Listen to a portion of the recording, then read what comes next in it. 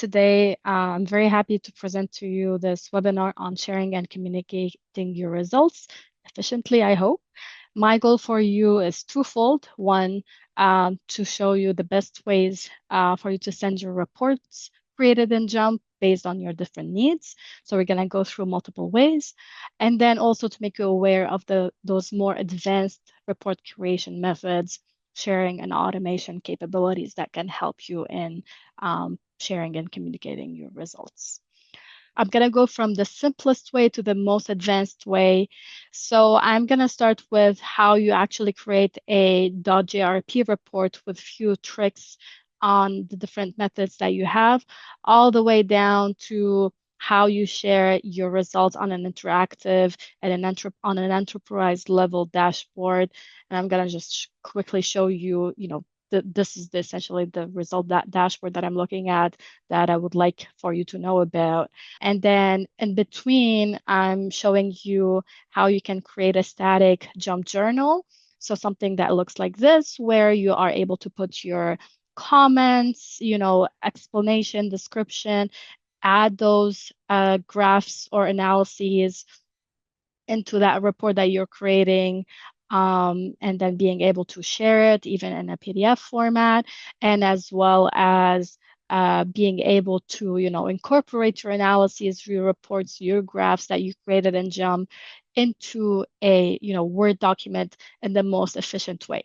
No screenshotting. My goal for you today is no more screenshotting. That's really what it all comes down to.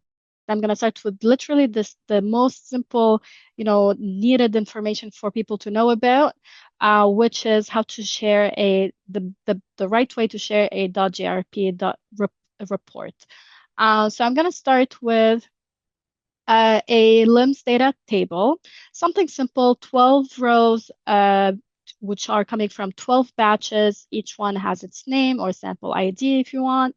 And then I have a bunch of, measurements, characteristics, measurements, whatever it is that were, added and logged into this data table. Just keeping it generic because I know people are coming from different industries. And all I wanted to create is a simple graph using Graph Builder. I'm going to just take my sample lot, and I'm going to take all of these measurements, and with my little nice trick of Shift and Tab, I'm going to just add them all together. And with the Shift button as well, I'm adding this trend line. I'm going to click on Done, and that's it. That's the simple report that I would like to share with people. Maybe I will remove the legend because it's redundant. Now, if I want to share this with someone, as is, I would what typically what one should do is click on Save As or Save As, and I'm gonna go to my desktop over here.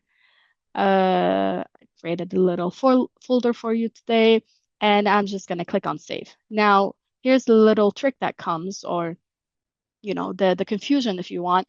Am I going to embed the data table, or am I going to reference the data table? So let's do them both and we'll see the difference. So if I click on embed, all right, and then I'm gonna close this, I'm gonna close this as well. And then you send by email or so this .grp folder or file. The person that is going to get this report, they're going to open it. They will get the analysis, the graph, whatever this is that you created or you saved, but they will also get the data table open, or this will open with it as well in the background. So this is a great way if you want like a snapshot of what happened, or how, based on what you had in that data table on that specific day, without adding additional rows or so on. But also by keeping it interactive, right? The whole goal or the whole reason you are sending it in a JMP file is so that you are keeping this interactivity with the data table. Okay, so this is at the base level. Now, let's say you are in a different situation where you are still working on this report. You're collaborating with someone. maybe you are putting this data table in a shared folder. So first of all, let me save this um, into my folder over here. All right. And then, someone, or you go to your lab, you add an extra row, and you're continuously growing this graph that we created. So I'm just going to click on recall. So rather than clicking on .jrp, sorry, rather than clicking on embed, I'm going to click on save. I'm going to reference this report, and what you will notice, first of all, the size, which is give you a little bit of clarity towards that. This report on its own, if the data table was not open, it will not have the data table embedded.